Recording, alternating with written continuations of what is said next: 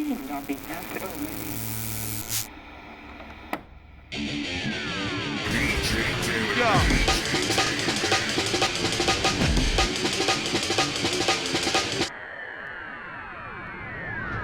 We're with Taylor Galanka at Unsigned Radio Lounge, and we're with Josh Tatum today, and I want to introduce Josh Tatum to you. How you doing? Glad to be here. All we're going to do is just hang out and talk like we do and get some conversation about his music and what he has going and projects up ahead. So, Josh, thanks so much for coming out for real. Man, so glad to be here. I appreciate your support of Unsigned Music, and we do the same. So I just wanted to ask you a couple questions about your career and how you got... Actually, the first thing, how I always ask everybody, is how did you get to LA?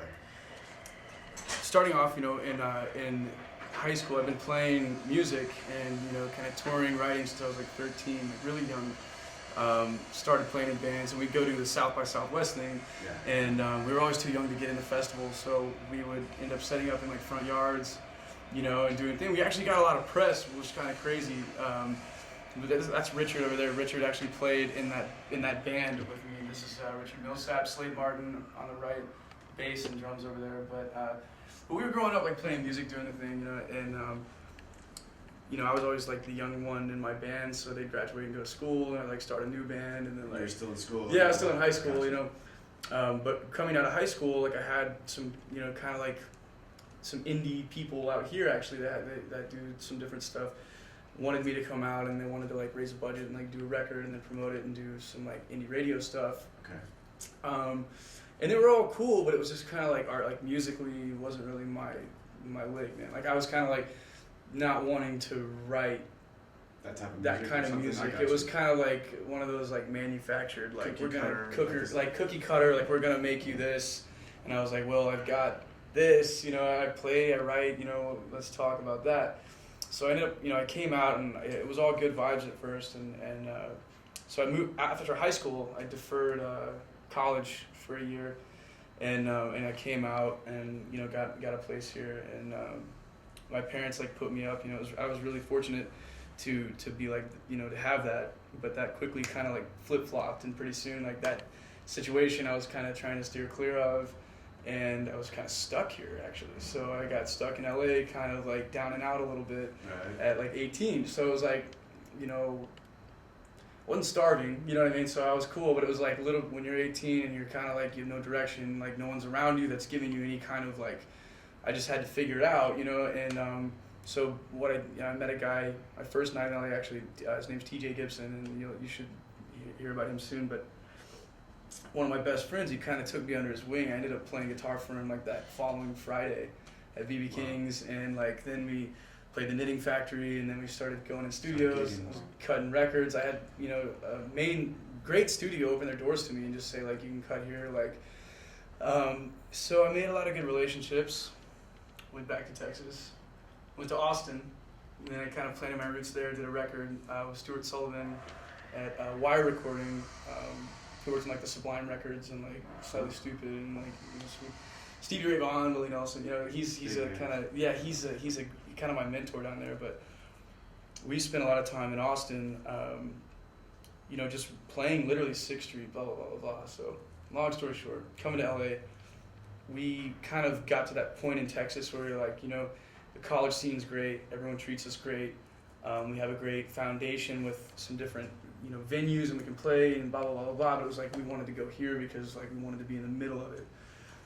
So me and Slade just hit it out here, man, and we came to TJ's house. He was like, look, I think I got a situation, like, just come crash. So we were like on the couch for, a few months and figured it out and, just started progressing. We've just been kind of bouncing around LA, figuring it out for a while, and it kind of took shape in the past 3 months. We did a record, and things are really rolling now. So you guys recorded an album? We did a full length. Yeah, we did a full length out here.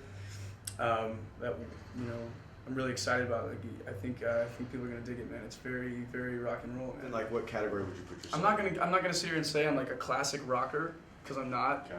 But my roots are kind of like bluesy guitar, but like more like punk rock blues. You know what I mean? Because I kind of taught myself. I say punk rock because I just kind of figured out how to make it sound like the blues. It's not like I'm like gonna sit here and play like You've created some punk The rock perfect- melodies and blues. Well, type it's thing. almost more like I just use the word punk rock in more of like a style, less of like a sound. You know what I mean? Because it was just kind of like I used to play a bunch of punk rock growing up, so like I just kind of learned lead, and so it was more like the approach that was kind of, you know what I mean? Like, I don't want to like pin it on punk rock. I'd say this record is like,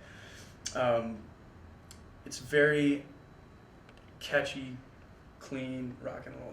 You know, it's like our show is loose. We like to jam. So the record was like, you know, we did it with some amazing musicians, and like the studio was great. And it sounds, I'm so stoked about, man. A great cast on the record. Do you think you have that Austin influence? Absolutely. Yeah. Most definitely. Born and raised Austin?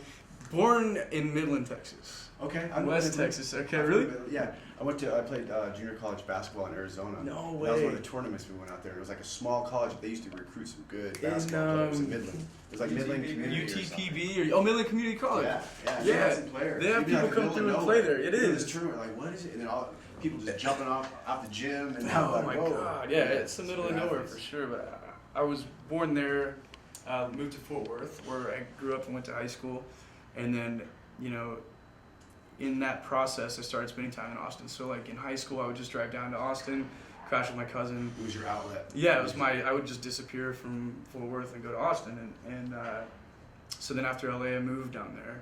You know, but I had been kind of crashing LA and Austin for like a few years. You know, we've kind of been nomadic for a while, Right. which has been great. You know, it's been really cool, but very exhausting a little. You know. Yeah, no, for sure. Right, you said you have a final Right, project, yeah. and this is like the challenge of every unsigned indie Right. band. Is like, what do you do with the music now?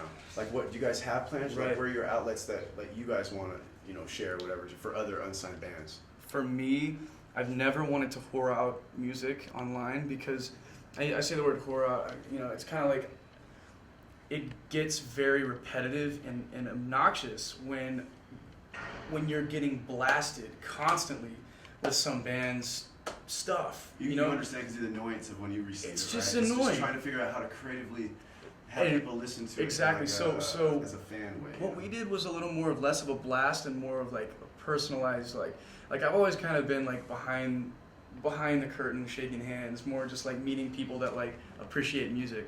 You know what I mean? Less in your face, like Right. watch me this. You know, I was kind of like, Watch me dance. yeah, watch me dance, Watch watch this me move. sing. I can play fast. Like it was kind of just like, I don't know. I got really turned off of that approach at a young age because that's kind of how we got on. But it was when the MySpace was all like starting to blow up and all that. But we were always in the malls with flyers, just Yeah, the direct marketing, not so much just the internet or whatever. Like Right. It's more like a More social personal, relationship. Yeah. And so, what we're doing with the record, to answer your question, is basically we came out here with a little bit of a situation kind of set. It's still all taking shape, but it's kind of interesting to use the word indie. I don't know what's in store for the project. I know that the record has been received very well in some really cool places, Cool. but I also know that our foundation is really strong. So whether it's major or not, our foundation is great. So it's, understand. you know what I mean? Right, I'm the same way. On the indie level, you're like, you feel like you're still okay. Totally. You don't need this corporate Cool. type push yet or whatever, right? If you don't want it. If it's at that there, point, hopefully if it's there and it's the right thing to do, then I feel great about it. I'm definitely a mainstream kind of artist, but I'm not a pop like no, I got you. cheese Justin artist. Bieber. You know what I mean? Yeah, it's not to say that he's cheese, but No, I know what you're saying. you know what I'm saying? It's Young just like pop, that young pop. Like all our music is live. We play everything. We don't. It's organic. I think that it's going to be received really well, man. I mean, we've been around enough that we have a lot of people just paying attention to us as people. You know what I mean? No, that's my whole passion is just like catching people as an indie, as a person, as a Right. reality, like No a doubt. true reality show, but not in a reality way.